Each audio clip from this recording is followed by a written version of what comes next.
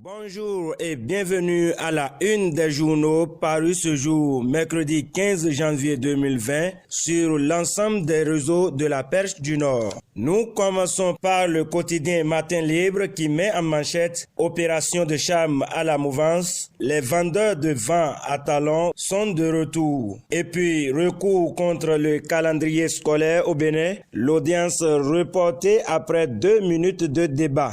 Appartenance politique sur une fiche d'identification, le CRP menacé de sanctions. Nous quittons Matin Libre pour Nord-Sud Quotidien qui plancade à sa une construction de la digue immergée d'Avlekete, talon sur le chantier. Et puis, port autonome de Cotonou, la douane veut réduire les coûts de ses prestations. Toujours sur Nord-Sud Quotidien, rapport d'une business, Ouadagni travaille à l'atteinte des réformes. La Perche du Nord à présent, suite à une tournée de mise en service de plusieurs modules de salle de classe, Bio Sarako Tamou, une bonne autorité, un exemple à suivre selon les acteurs de l'école. Reçu sur les plateaux de chaînes de télévision locales, Saliman Karimou justifie le licenciement d'enseignants de la fonction publique.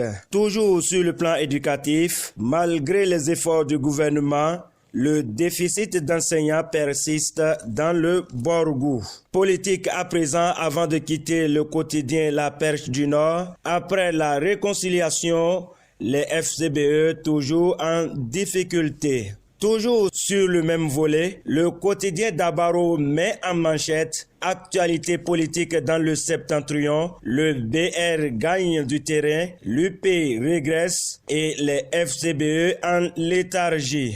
Mise en service des modules de classe dans 3 localités de Banikwara, l'école connaît ses beaux jours sous Bio Sarako Tamou. Le challenge à présent, après plus de 3 ans de conception, Talon passe à l'opérationnel et descend dans l'arène.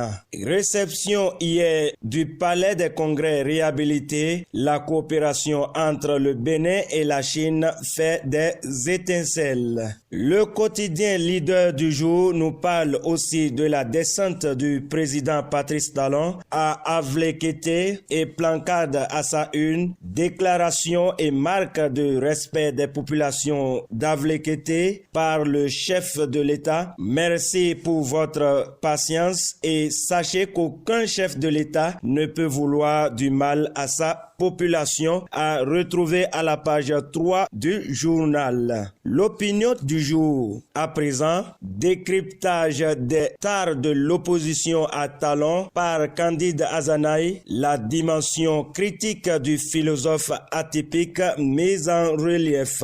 Et sur les chantiers de construction de la digue immergée d'Avlekete, satisfait de l'évolution des travaux, Patrice Talon rassure les riverains. À présent, le Béninois libéré, supposé mise en garde de Huenu à une personnalité de la rupture, l'hôte dans ses fanfaronnades. Et puis, simplification des procédures fiscales au Bénin, le paiement de la TVM par téléphone devient une réalité. Fraternité.